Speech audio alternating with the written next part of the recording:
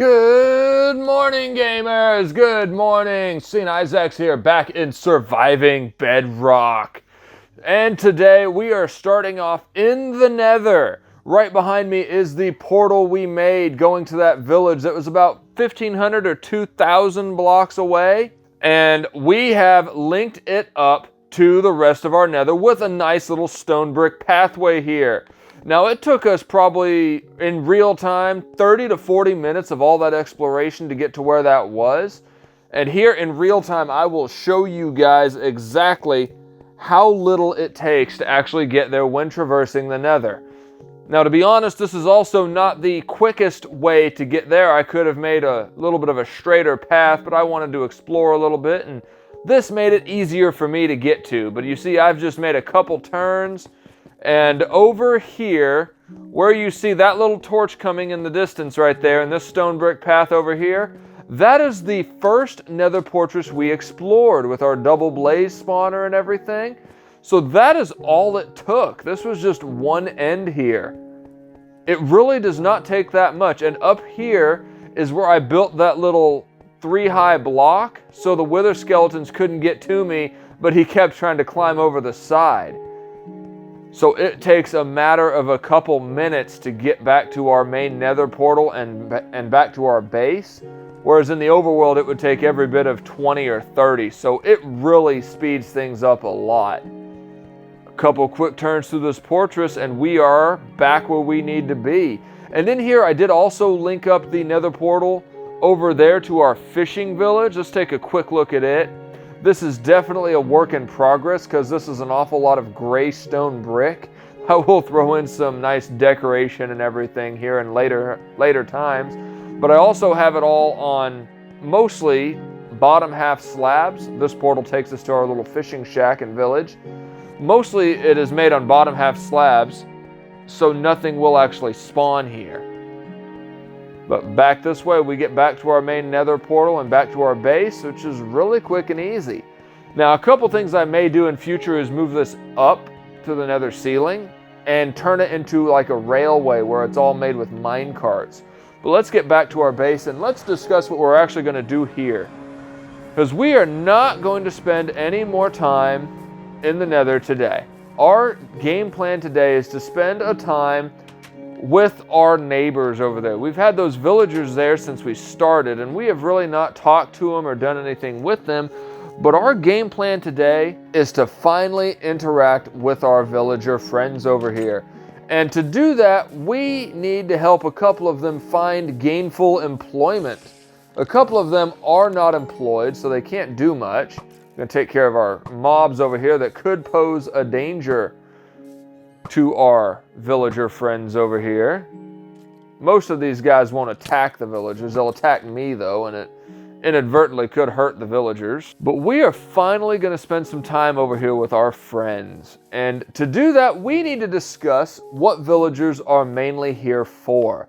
They are here as a way to trade goods. You notice a lot of the goods we get are absolutely useless to us, or at least not needed in the quantity that we can get them. We've been farming melons, pumpkins, sugarcane, and regular crops over there for some time, but we have absolutely no need for that much of them.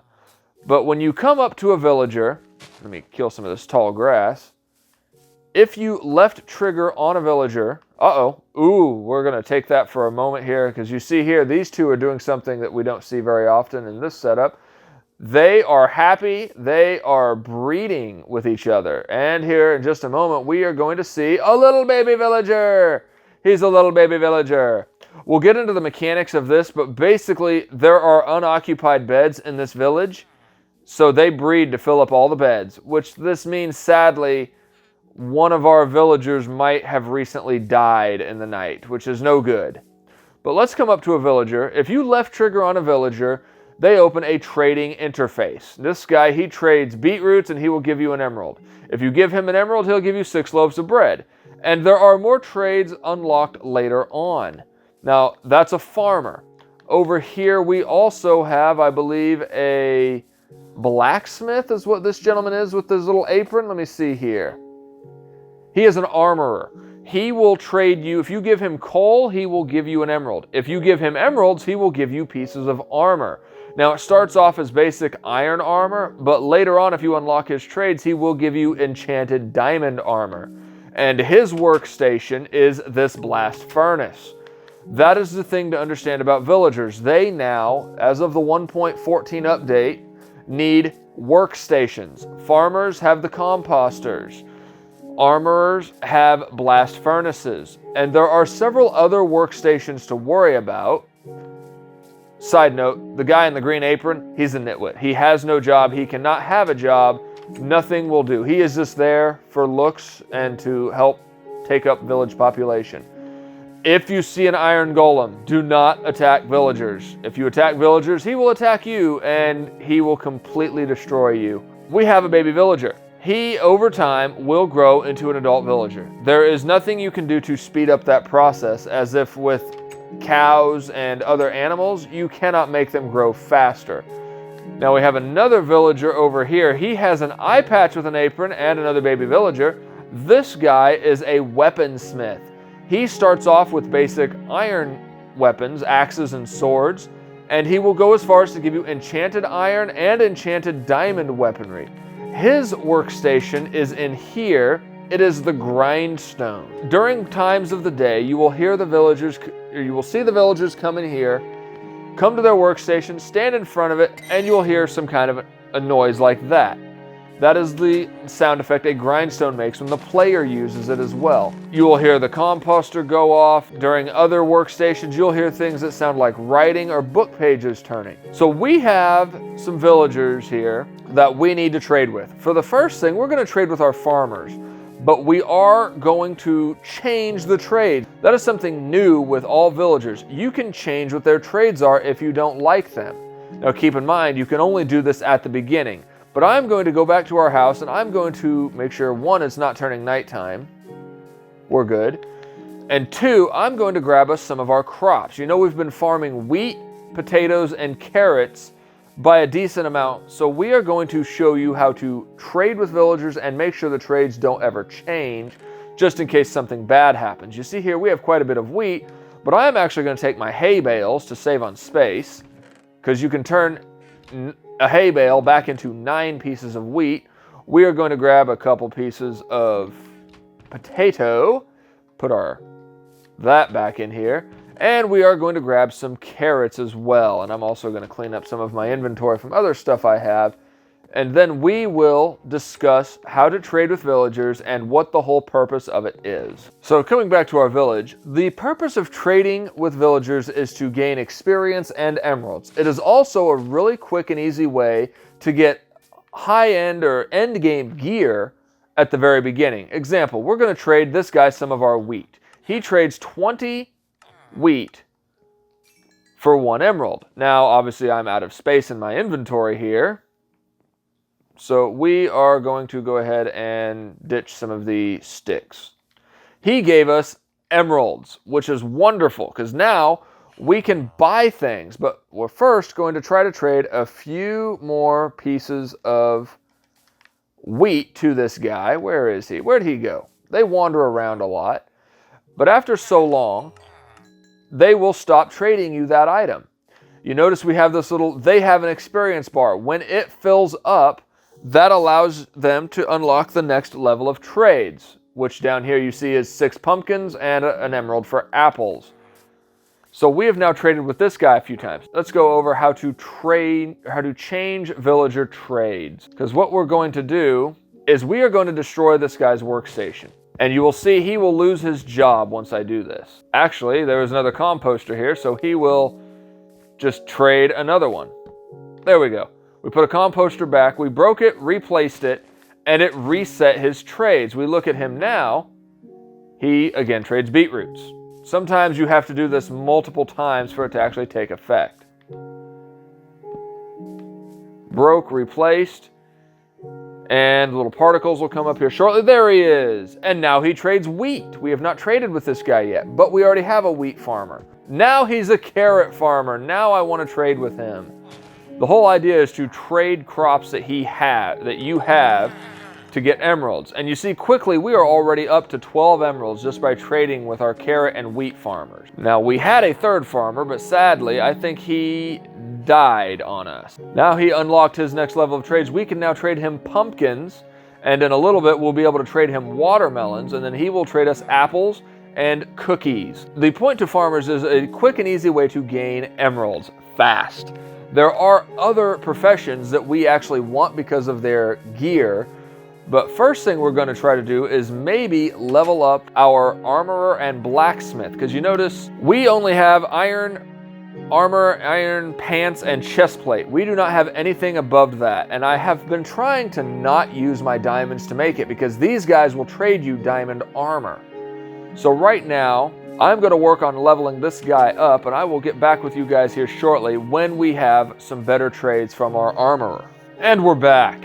In the time it's taken me to do a little bit of trading with our armorer and weaponsmith, two of our little baby villagers have grown up. This one has become a farmer, and he is a beetroot trader, which we are going to change that as many times as we can until I get potatoes. There we go! He will now trade us for potatoes. I'm going to go grab some potatoes real quick so I can trade him. Once you have traded with a villager one time, their trades are locked. They may lose their profession, but if they ever lost it, it would immediately come when you put the workstation back down in front of them, they would get that profession back.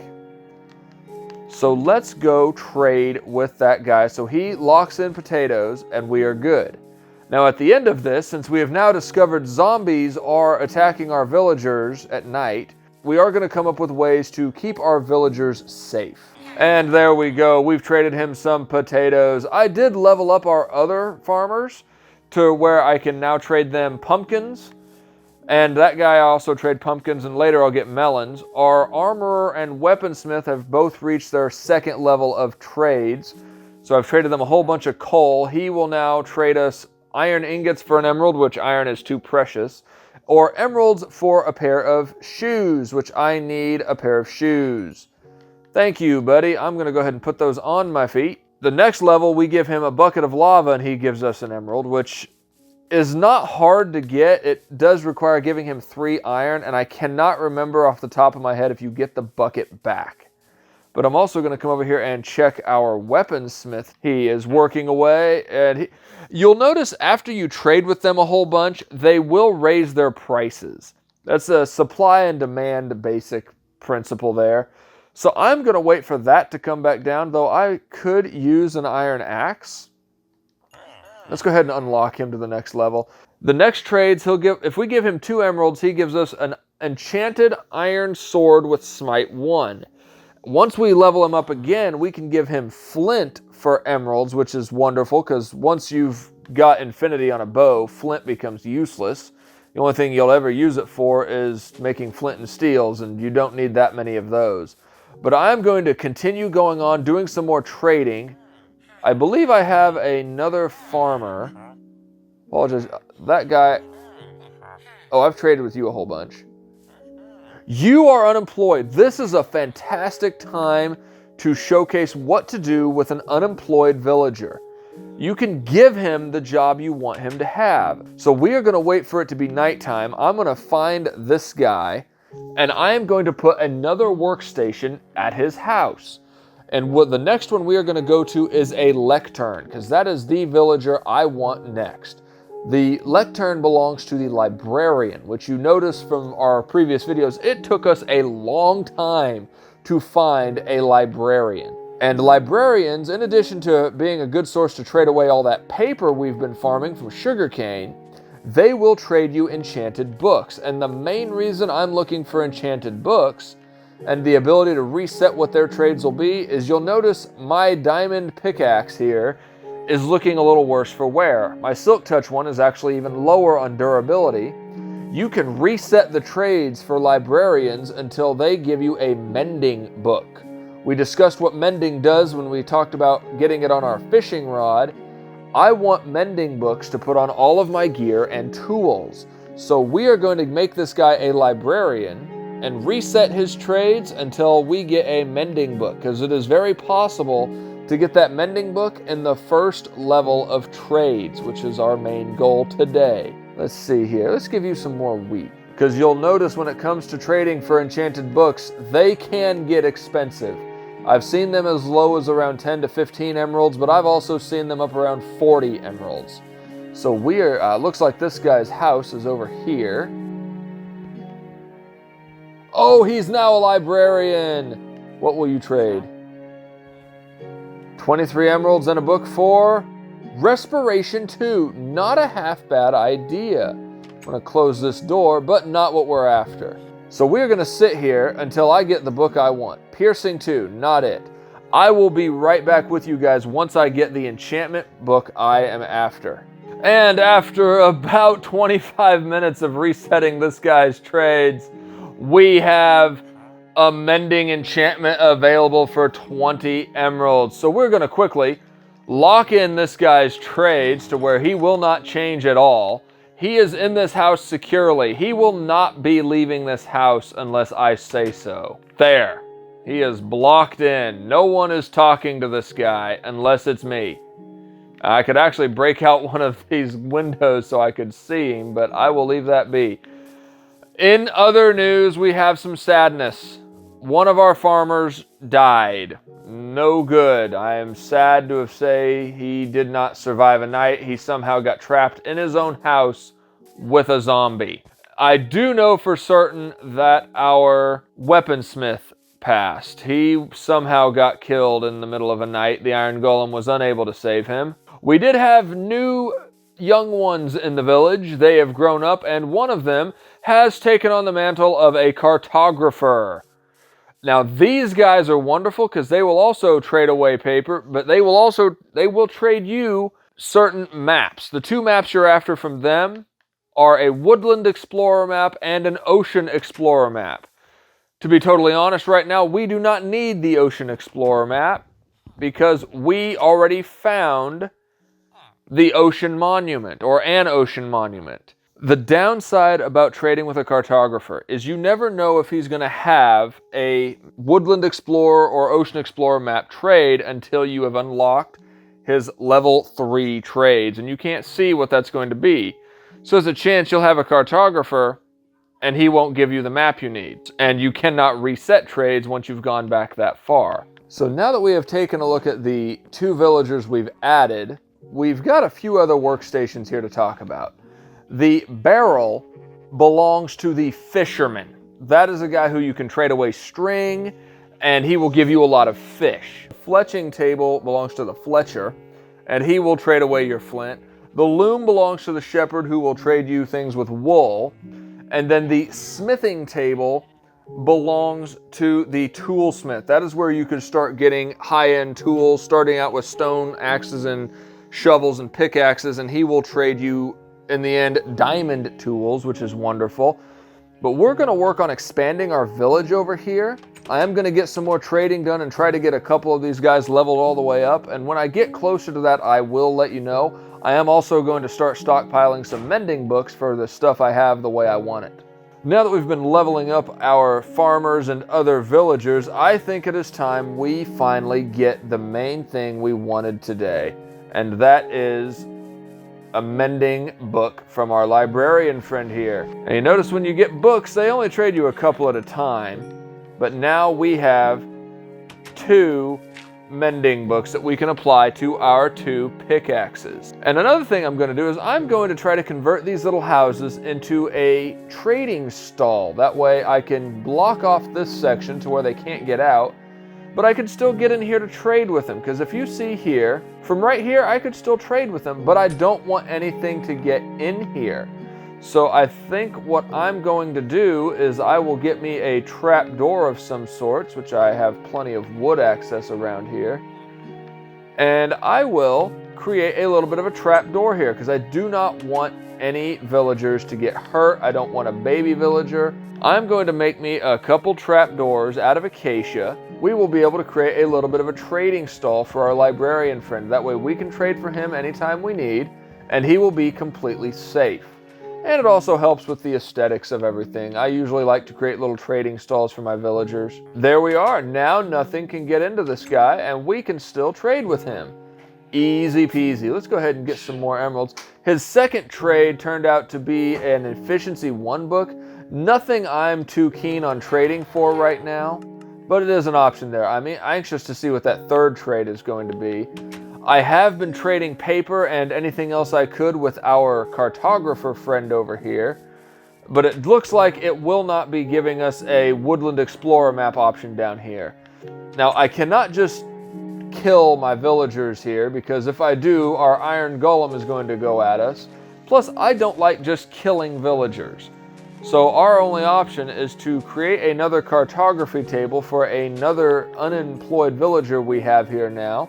But I'm going to go back to trading through more of these, and I'll probably convert a couple of these guys into trading stalls.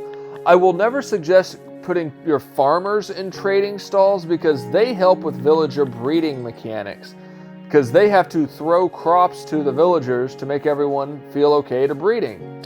Basically, the bottom line for villager breeding, they have to be traded with, they have to be well fed, and they have to be happy. And now with all of that done, I think it is time we add mending to our pickaxes. And you can see it's only going to cost a couple levels to add it. And with this, we are going to name it. This one is my fortune pickaxe. If you guys would do me a favor, I want you guys to leave some comments below on some names. Let me know what you guys think would be a good name for my fortune and for my silk touch pickaxes, since it will only cost a couple more levels to do it. But now, every time we are holding this and we mine something that gets us experience, or we somehow get experience while holding that, we will be able to repair that pickaxe. We will not need to take our diamonds to do it. And we are going to do the same thing with our silk touch pickaxe right here. That way we are completely ready to go on the pickaxe front when it comes to how long they last. They will last us forever. This one cost us a whopping 3 levels. So there we go. We now have the 2 best pickaxes you can get. We have, I guess we could get efficiency 5 on them, but I'm not worried. So we have those set up. I am really, really happy about this. Here soon we'll have to work on a proper experience farm, but for now, simply trading away our goods and getting experience from trading with villagers will have to do. But that is going to be it for today's episode of Surviving Bedrock. I am going to do a little bit more trading with our villager friends over there, probably create a couple more trading stalls, and I will try to get some diamond armor traded from our armorer over there, as well as a new weaponsmith who can get us some diamond gear as well. Thank you guys so much. If you did enjoy this, please don't forget to leave a like. Comment what you think I should name the pickaxes down below, okay? And be sure to subscribe if you are not already subscribed. We will see you next time when we continue surviving Bedrock. This is St. Isaac signing off. Bye.